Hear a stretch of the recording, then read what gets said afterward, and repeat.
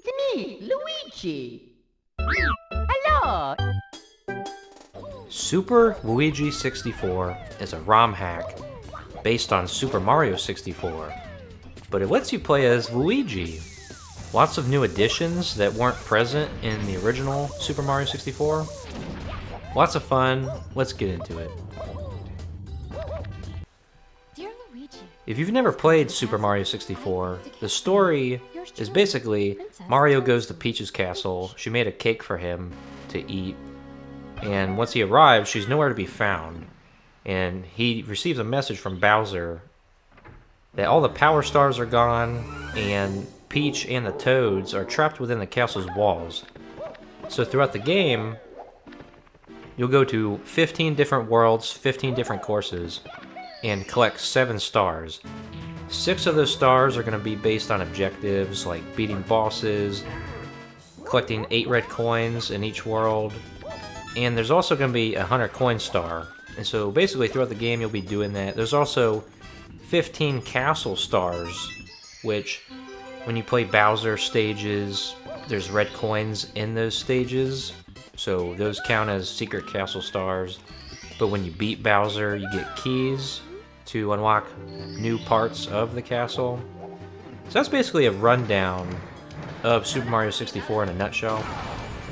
This review is more based on the changes that are present in this ROM hack, Super Luigi 64, and what new additions there are.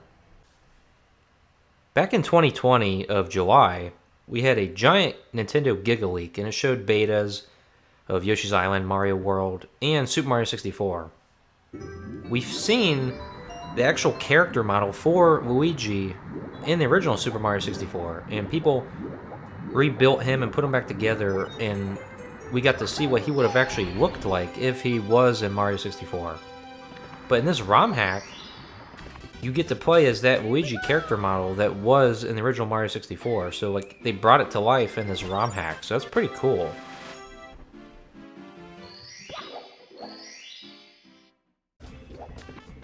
All of Luigi's voice clips are just high-pitched Mario voice clips, and some are reused from Smash 64, but most of them are just like Mario's voice clips, but just high-pitched.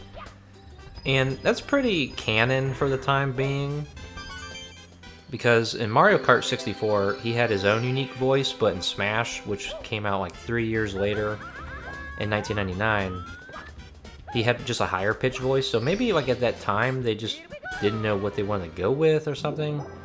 But in this ROM hack, he just uses like Mario's voice, but high pitched, and there are some like new lines, such as when you start the game, he'll say like it's a me, Luigi, and it's definitely like whoever helped like make this ROM hack, they used their own voice and just pitched it up, so that's pretty cool.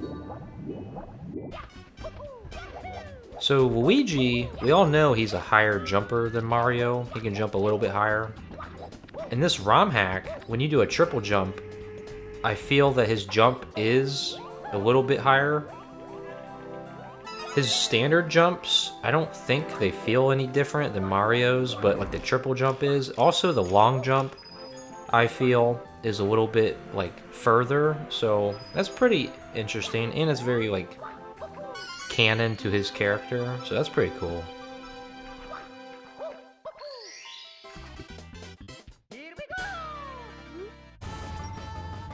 I also believe that they like sped up Luigi's movement to make him faster than what Mario was in the original, so that's interesting.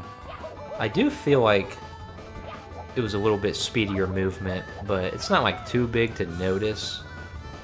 But other than that, the higher jump and the increased speed, he basically plays just like Mario. All dialogue text in the game that references Mario has been changed to Luigi, so that's pretty cool. So it really makes you feel like you're in like an alternate timeline where this came true. You know, if Luigi was in Super Mario 64, I wonder if they would have had like co-op split screen, or if they would have let you choose like Mario or Luigi in single player. So it's interesting Because this is essentially like a what-if alternate timeline where it's like, okay, so they just let you choose who you want to play as. I know the N64 had some limitations and stuff, but with these ROM hacks, and there's even like a Mario 64 split-screen ROM hack, I really don't feel like it was a limitation of the hardware. Maybe the developers at the time didn't know how to grasp doing something like that, but yeah, anyways, it's just pretty cool. Something interesting to add is the metal cap box is in Bob-omb Battlefield, and the only cap box in that world is supposed to be the wing cap, but the people who worked on the ROM hack, they added the metal cap box. And I think it's cool, but it's kind of like, huh? And I was trying to Google why, and apparently they just wanted to put it in an area that it wasn't in the original game, so that's pretty cool.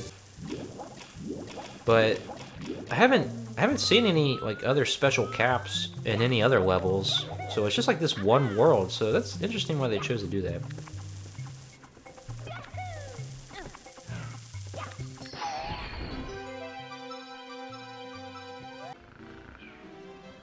Besides all the previous new additions I've mentioned, it plays just like Mario 64. You go to each level, collect stars, collect 100 coins, red coins.